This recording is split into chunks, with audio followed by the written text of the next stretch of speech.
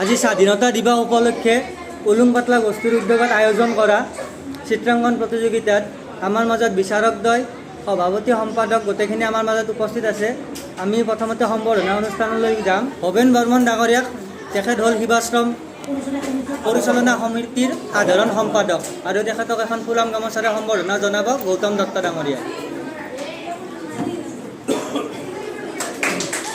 আমি তেখেতৰ পৰা দুআষাৰ জানিব বিচাৰিম। আজিৰ এই অনুষ্ঠানৰ আমাৰ কৰ্মকৰ্তাবৃন্দ, মোৰ অস্থায়ী মঞ্চত সৌৰ বাহুৰে থকা আমাৰ গাঁৱৰে বিশিষ্ট ব্যক্তিসকল, মই আটাইকে এই ৭৫ বছৰ ১৫ আগষ্টৰ আন্তৰিক অভিনন্দন জ্ঞাপন কৰিছোঁ আৰু যাৰ উদ্যোগত আজিৰ এই অনুষ্ঠানটো উদযাপন কৰিছে, মই এই চেগতে তেখেতসকলকো মই আন্তৰিক অভিনন্দন আৰু কৃতজ্ঞতা জ্ঞাপন কৰিছোঁ। ভাৰতীয় সংস্কৃতিত যি ৬৪বিধ কলা আছে, এই ৬৪বিধ কলাৰ ভিতৰত আৰ্ট কম্পিটিশ্যনটো এটা কলা। গতিকে এই কলাটোক যদি আমি ভালকৈ হৃদয়ংগম কৰিব পাৰোঁ, তেতিয়াহ'লে আমি আমাৰ জীৱনটোৰ পৰিৱৰ্তন হৈ যাব পাৰে। গতিকে আমি আমাৰ ছাত্ৰসকলে এইটো ভাবিব নালাগে যে আমি আজি কম্পিটিশ্যন যোগদান কৰিছোঁ, আমি পুৰস্কাৰ পাম চাই নাপাম, এইটো ডাঙৰ কথা নহয়। এই অনুষ্ঠানটোত অংশগ্ৰহণ কৰাৰ কাৰণে তেওঁলোকৰ যিটো সাহস, তেওঁলোকৰ যিটো স্পিৰিট, এই সাহসটোক আমি আটাই আন্তৰিক অভিনন্দন জ্ঞাপন কৰিছোঁ। বৰ বেছি মই লম্বা নগৰ পৰিস্থিতি খুব ল'ৰাবিলাক অলপ অধৈৰ্য হৈ আছে, গতিকে এইখিনি মোৰ ক'ব লগা, এইখিনি কৈ মই মোৰ বক্তব্য মই সামৰি ল'লোঁ। নমস্কাৰ, ধন্যবাদ। বৰ্মন ডাঙৰীয়াক ধন্যবাদ জনাইছোঁ। আকৌ আমাৰ মাজত উপস্থিত আছে গৌৰী বৰ্মন ডাঙৰীয়া, তেখেতক এখন ফুলাম গামোচাৰে সম্বৰ্ধনা জনাব উলুং পাতলা গোষ্ঠীৰ কুণাল কৌশিক ডাঙৰীয়াই। আমি এতিয়া তেখেতক দুআষাৰ ক'বলৈ অনুৰোধ জনাইছোঁ। আজি স্বাধীনতা দিৱস উপলক্ষে স্বাধীনতা দিৱসৰ প্ৰাক মুহূৰ্তত যিটো গোষ্ঠীয়ে ইয়াত চিত্ৰাংকন প্ৰতিযোগিতা আয়োজন কৰিছে, আমি তেখেতসকলক এই চিত্ৰাংকন প্ৰতিযোগিতা অনুষ্ঠিত কৰাৰ বাবে শুভেচ্ছা জ্ঞাপন কৰিছোঁ। কাৰণ শিশুৰ মানসিক আৰু বৌদ্ধিক বিকাশ আৰু সৃষ্টিশীল বিকাশৰ কাৰণে চিত্ৰাংকন এটা উপযুক্ত মাধ্যম, যিটো মাধ্যমেৰে এজন শিশুৱে নিজৰ সৃষ্টিশীলতাক ধৰি ৰাখিব পাৰে আৰু নিজৰ যিটো বৌদ্ধিক বিকাশ, সেই বিকাশটো আমি এখন চিত্ৰকলাৰ মাজেৰে ফুটাই তোলা আমি দেখিবলৈ পাওঁ। শিশু চিত্ৰাংকন এনেকুৱা এটা বস্তু যিটো শিশুৰ মনত কাল্পনিক শক্তি, যিটো সেই কাল্পনিক শক্তিটোৱে শিশুৰ চিত্ৰাংকনত ধৰা দিয়ে। আমি এজন শিশুৰ পৰা যদি হুবহু এটা চিত্ৰৰ আমি ৰূপ চাবলৈ বিচাৰোঁ, তেতিয়াহ'লে আমি হতাশ হ'ম, আমি নাপাওঁ। যদি এটা আমি আম হিচাপে যদি শিশু এটাৰ পৰা বিচাৰোঁ, তেতিয়াহ'লে এইটো আমাৰ অলপ ভুল হ'ব। কাৰণ শিশুটোৱে এতিয়া আম আঁকিব বা এটি জীৱ জন্তু আঁকিব, তেওঁৰ মনত ধৰা দিয়া যিটো কাল্পনিক শক্তি, সেই কাল্পনিক শক্তিৰে এই বস্তুটো আঁকিব। তাৰ এটা প্ৰতিকৃতি হ'ব পাৰে বা তাৰ এটা অনুৰণ হ'ব পাৰে, কিন্তু প্ৰকৃত যিটো বাস্তৱত আমি যিটো ছবি, যিটো বস্তু আমি পাওঁ, সেই বস্তুটোৰ এটা অংকনে চিত্ৰ এটা অংকন কৰিব, কিন্তু প্ৰকৃত বস্তু এইটো নহয়। কিন্তু চিত্ৰকলাই এই শিশুসকলৰ যিটো স্থিৰতা, পঢ়া শুনাৰ প্ৰতি বা অন্যান্য দিশৰ প্ৰতি বা সাংস্কৃতিক যিটো মন, এই সাংস্কৃতিক মনটো গঢ়ি তোলাৰ কাৰণে শিশুসকলৰ এই চিত্ৰকলা এটা উপযুক্ত মাধ্যম। মই শিশুসকলক শুভেচ্ছা জ্ঞাপন কৰিছোঁ আৰু উদ্যোক্তাসকলক শুভেচ্ছা জ্ঞাপন কৰি মোৰ ক'বলগীয়াখিনি আৰু এতিয়া আমাৰ মাজত উপস্থিত আছে সুশীল কুমাৰ মেধি ডাঙৰীয়া, তেখেতক আমাৰ উলুং পাতলা গোষ্ঠীৰ তৰফৰ পৰা এজন সক্ৰিয় কৰ্মী ৰাজেশ দত্ত ডাঙৰীয়াই সম্ভাষণ জনাব।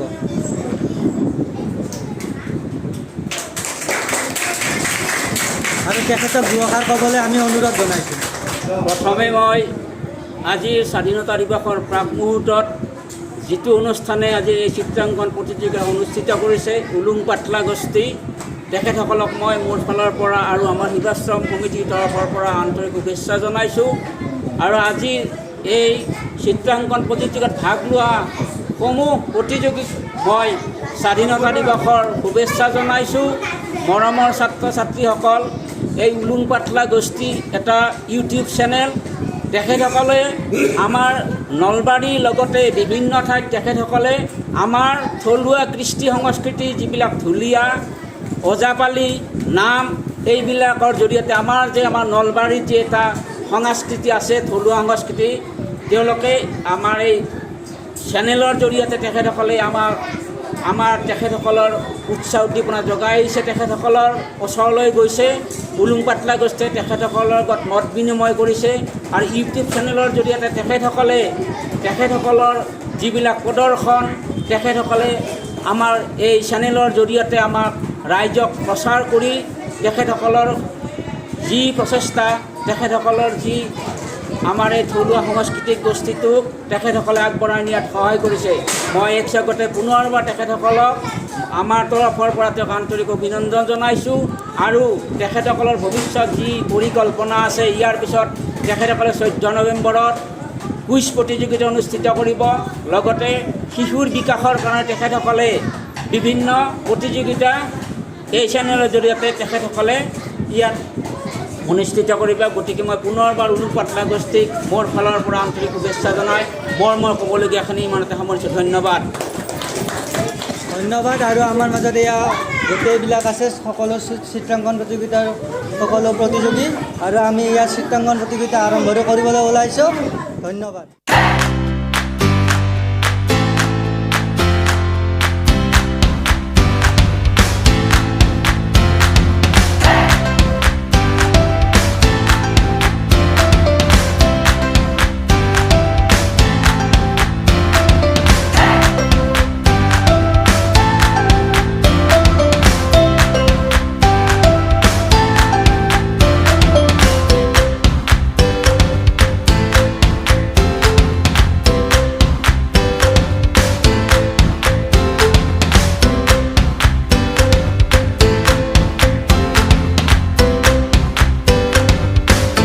কি একশ পতাকা? কি পতাকা ৰং কেইটা? তিনটা। কি ৰং দিছ পতাকা? কমলা, অঁ চক্ৰটো নীলা অঁ আৰু তলতটো সেউজীয়া। উলুং পাটলা গোষ্ঠীৰ দ্বাৰা আয়োজিত চিত্ৰাংকন প্ৰতিযোগিতা আমি কলাসমূহ ঘোষণা কৰিব ওলাইছোঁ। প্ৰথম ক আখৰ প্ৰথম পুৰস্কাৰ লাভ কৰিছে শ্ৰুতি শিখা বৈশ্য। ক আখৰ প্ৰথম পুৰস্কাৰ শ্ৰুতি শিখা বৈশ্য। এই বঁটা প্ৰদান কৰিব আমাৰ শ্ৰদ্ধাৰ সুশীল মেধি ডাঙৰীয়াই।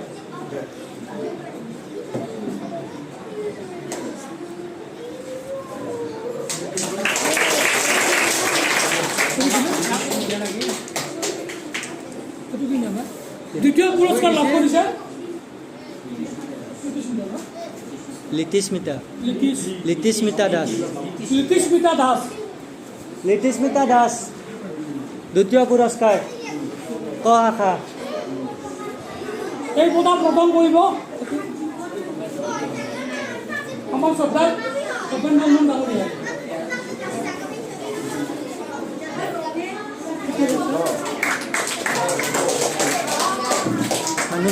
দ্বিতীয় পুৰস্কাৰ লাভ কৰিছে ভানুষ সিগনা তালুকদাৰ। তৃতীয় পুৰস্কাৰ ভানুষ নিগদা। এই বঁটা প্ৰদান কৰিব আমাৰ শ্ৰদ্ধাৰ সত্যম তালুকদাৰ ডাঙৰীয়াই।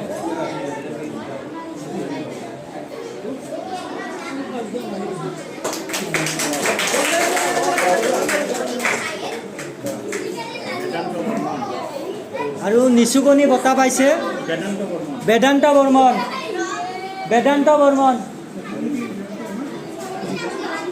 আৰু এই বঁটা দিব সুশীল মেধি ডাঙৰীয়াই।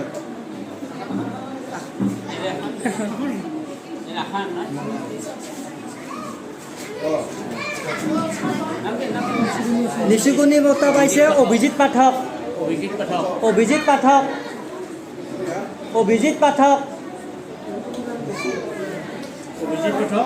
হিয়ামণি ৰাজবংশী।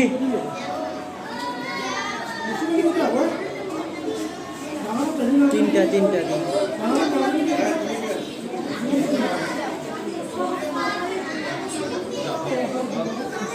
আৰু এতিয়া আমি খ শাখাৰ বঁটা দিবলৈ ওলাইছোঁ। প্ৰথম পুৰস্কাৰ ভাস্কৰ জ্যোতি দাস। ভাস্কৰ জ্যোতি দাস।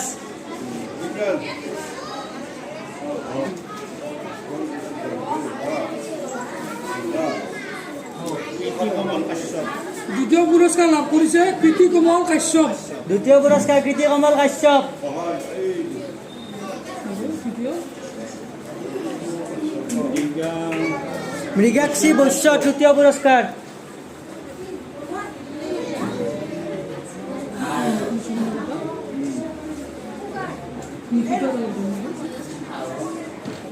নিশিত তালুকদাৰ।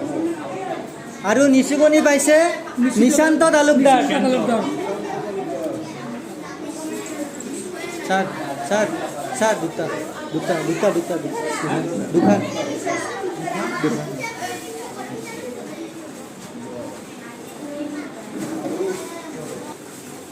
আমাৰ 19 তাৰিখে নলবাৰী হৰি মন্দিৰত কৃষ্ণ প্ৰতিযোগী বইনাৰ জন্মাষ্টমী আছে। গতিকে ইচ্ছুক প্ৰতিযোগীবিলাকক আমাৰ হৰি মন্দিৰত যোৱাৰ কাৰণে অনুৰোধ কৰিলোঁ। পুনৰবাৰ আমি উলুং পাটলা গোষ্ঠীক আমাৰ নিবাশ্ৰম সমিতিৰ তৰফৰ পৰা আন্তৰিক শুভেচ্ছা জনাইছোঁ আৰু লগতে এনেকুৱা প্ৰতিযোগিতা পাতি ল'ৰা ছোৱালীৰ উৎকৰ্ষ সাধন হ'ব আৰু তেখেতসকলক মই ধন্যবাদ জনাইছোঁ যাতে এনেদৰে তেওঁলোকে আগলৈকে প্ৰতিযোগিতাবিলাক পাতি থাকে। ধন্যবাদ।